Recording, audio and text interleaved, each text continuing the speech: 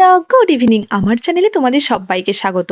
আজ বিকেলবেলা বৃষ্টি পড়ছে, তো এই ওয়েদারে খুব মোমো খেতে ইচ্ছে করছিল। তাই চলে এলাম সামনেই একটা মোমো স্টলে, এটা আমাদের বাড়ির খুব সামনে। আর আমি প্রথম মোমো খেয়েছিলাম মন্তি স্কোয়ারের ওয়াও মোমোতে, সেটা অবশ্যই ভালো লেগেছিল।